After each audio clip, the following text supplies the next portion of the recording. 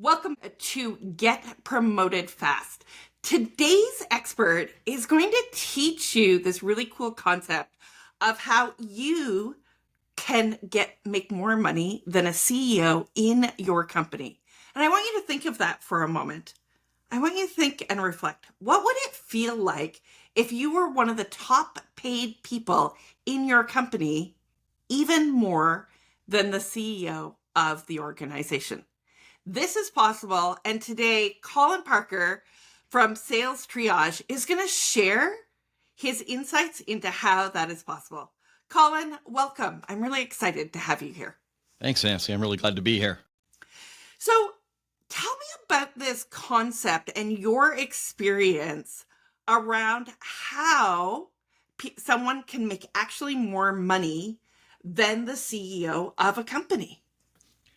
Well, most of the time it's in the sales department, is that working in sales, you typically don't have a cap on how much you can earn. So really, it is up to you. It's up to you on how much you make. Lots of times is that if you have a quota, you make your quota is typically you're at your highest accelerators in commission. So the more you sell, the more you continue, the higher your pay gets. And often when you'll look at publicly traded companies, there's a list of the highest earners in the company. They have to do it by security regulations. And most of the time what you'll see is that there are salespeople in that organizations making more than the CEO. That's amazing. I've worked in companies with salespeople, but I've never really connected the dots that they have that ability to make more. Now, today we're focusing on getting people promoted and helping them step up the corporate ladder. And as you think about that, so often people can get into this fear and nervousness about being a salesperson. And so they hesitate to even consider applying for those jobs. What would you say to a professional who has about this opportunity?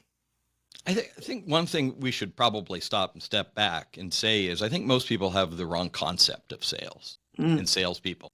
I think movies and everywhere else, we sort of get that used car salesman person, or, depending on what era you grew up in, there's probably a cheesy sales icon that was somewhere in there.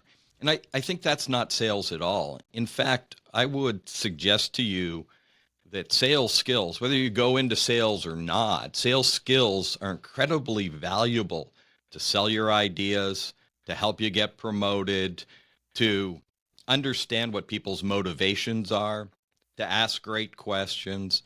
And so you use sales skills in almost everything you do. If you want to convince somebody of why your idea is correct, you're using sales skills. Whether you think of it that way or not, you're trying to persuade somebody, maybe to look at a problem in a different way, maybe to buy into your idea or your concept.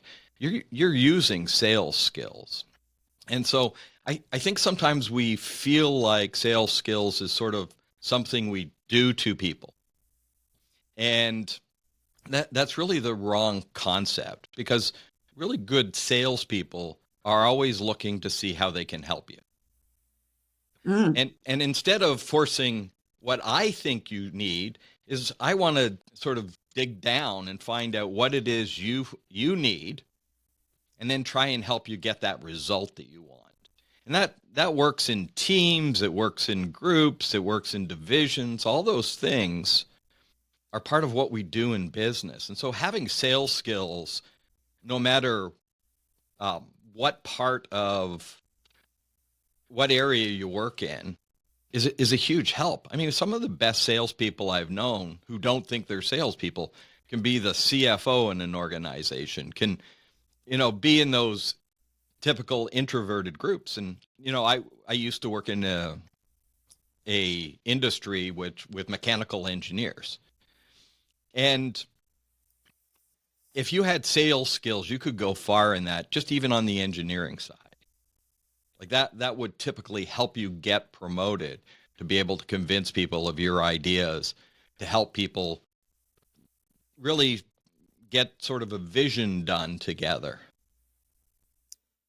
I agree wholeheartedly. And I think one of the biggest challenges, especially of technical people, is they often don't know how to promote their ideas, which gets them recognition to help them move up the corporate ladder.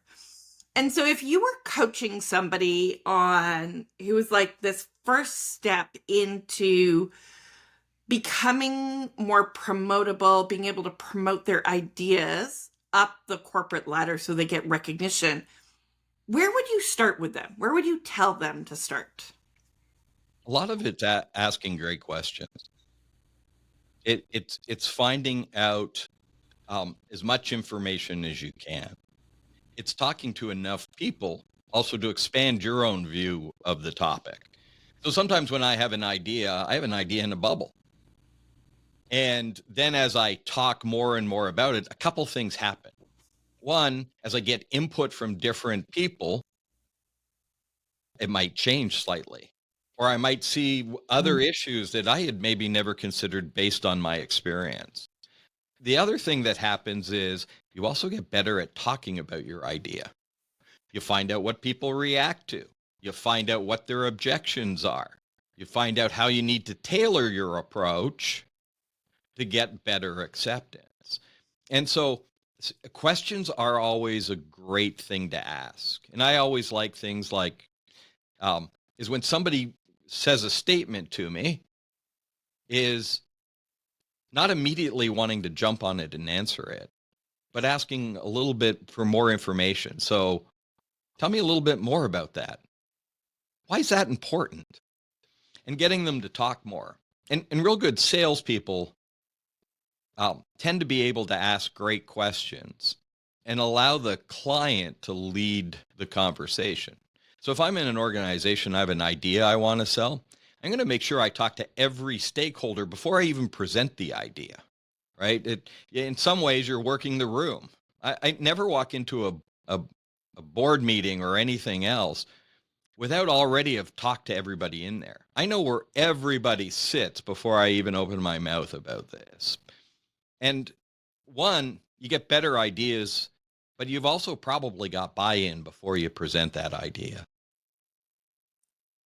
I That's really great. Is about doing this, going around and getting those people's input so that you already can formulate how you want to share that piece of information, how you want to, or maybe you get a ton of input that says, you know what, this is not a good idea to present, and you stick it on the back burner.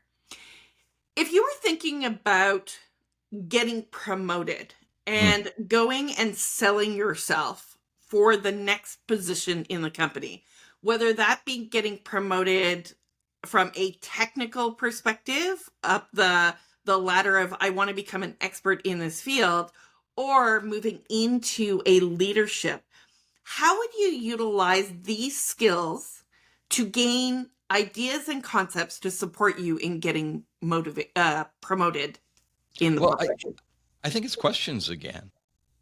There's nothing wrong with going to upper management and asking the question is, I want to get promoted. I have ambition. Being a senior executive in a high tech business that is growing like mad is I love people who came to me and said, what do I need to get further? Because I love that. I love to see people's ambition.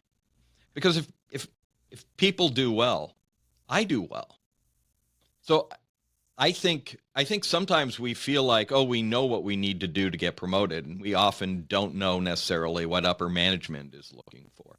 So I would ask that question: what specifically are you looking for in a senior sales manager or a senior engineering manager? What kinds of skills and what things would you think I would need to add to my own skill set to help me get there? Great, great suggestion. And for anybody watching this, that's actually the first recommendation I would always say to you as well, as somebody who's hired a lot of people, is walk in and say, "Hey, what do I need to do?" Sometimes people come in and assume they should just get the job because they've been there for a long period of time, but developing that awareness is really key to success. So, Colin, as you look at your career and that move up the ladder in sales, what was your journey like? What were some of the things that you needed to develop and learn to become an expert in your area? I think the one thing you really always need to understand is people. And to be able to sort of understand motivations, how people work. Not everybody works the same way. Not everybody's got the same drive or same ambition. And it part of it's reading the room. It's knowing how to work best. So typically when I would work with a engineering manager or a sales manager, those are two different people, got two different motivations. I wouldn't approach things the same way with each of those. I would typically approach them differently based on what I know that ultimately their goals or even sort of their way of working is. I know, for example, lots of times when I'd work with an engineering manager, the last thing you ever wanted to do to an engineering manager was spring something on them, right? If you sprung something on them, it was like mass chaos because it was like, what do we need to do? I got to do, and go straight into the details, all the small pieces. Not all. Occasionally you'd run into an engineering manager who was, well, we'll drive off that bridge when we get to it. But for the most part, if I know that you need a little bit of time, Nancy, I'm going to give you a little bit of time. I'm also going to introduce it to you in a way that probably won't throw you into a mass panic. Right? But I also had sales managers exactly the same way. I think one thing you always have to understand is we're dealing with people, and you can't deal with everybody in the same way. And so it's not, they don't need to tailor the way they react. I need to tailor the way I approach them.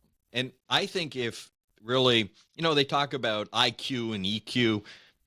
The reality is that you have to be able to really get along with people, right? Yeah, there are people I would not like to work with in an organization. There are people who used to drive me nuts, and I'd go in my office and close the door and bang my head against the wall after a conversation. But that happens. I mean, but I knew the way they were. It didn't take me long to realize that I have to approach this person differently. And knew what they're like. Some people like ideas. Some people you have to let them make the idea their own. And sometimes, right, is you let them add some input or at least get them going along your thinking so that they feel it's their idea. I knew sometimes in an organization, if I pitched an idea, if I said, I talked with Phil about this, and Phil had great input and suggested this, which I think is a great idea, Phil would have run through walls for me, right? I gave Phil a little bit of recognition, incorporated what he said, not everything he said. I incorporated some of the things Phil mentioned. Phil would do anything at that point. And so it is about, in any organization, you have to get along. And part of that is people like to be listened to. People like to be acknowledged. I would often try and sell ideas more on, here's what my group came back with, not my idea. You'll get the credit for it. Ultimately, whether whoever came up with it is that it really is about moving the business forward. And sort of on the sales side was, if you were generating more money, that's actually a lot of times when I say in the sales side is you make more than the CEO. You also have a little bit more job security in a lot of areas, because they typically don't want to get rid of people who are making money because they're hard to replace. Yes. So true. I heard so many nuggets of gold in that. A couple that showed up for me that I really liked was, one of the things that you said is treat others the way they want to be treated, instead of the golden rule of treat others the way we want to be treated. Really pay attention to how they react, how they do that, so that you can set them up for success. I also heard you say, give recognition, share that recognition. My mother used to always tell me, Nancy, sometimes the best way to get an idea across is to make it the other person's idea and give them that opportunity. And I would agree. You start to build relationships. You start to build these connections with people who then in meetings will talk effectively about you, who will also share back. And as you said, they will go through brick walls for you in this process. Colin, I think all of us need to learn sales better and need to learn human connection better. As somebody who's in the sales industry, and I know your role isn't helping people get promoted within their career, but you do teach some sales.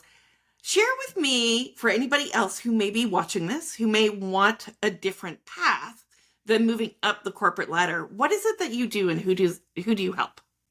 So I work with medical entrepreneurs typically. So doctors and nurses that are transitioning out of healthcare and into their own businesses. And interesting enough is the big stumbling block for them all is sales. And they have this fear of sales. They also have a level of a background that makes them think that sales it might be a little beneath them. The reality is that if you're getting someone to take a medical treatment, you've already sold them on something. And typically those people have great diagnostic skills, right? They have that ability. We use triage skills, which the company's named around, but that idea of asking questions, lots of questions, before I prescribe how to fix it. And doctors do that every day. They'll ask you questions, and sometimes you go, why is he asking you about my right knee when the pain's in my lower back? Well, the reality is that they're trying to eliminate things. They're trying to learn more things so that they can give you that right, they can make the right diagnosis and then suggest the right treatment. And so that's really what we do is we work with people to really look at their sales problems and give them solutions to how to do that. But a lot of it, the interesting thing, Nancy, is a lot of it is exactly the same for somebody looking to be promoted. It's about visibility. It's about network. It's about showing off and demonstrating your expertise and your abilities. And so, I mean, when I was in the corporate world, I got lots of promotions. Never asked for a promotion. Never. But the reality was I got lots of promotions because I got things done. I worked hard. There's but the other thing was I knew everybody in the building.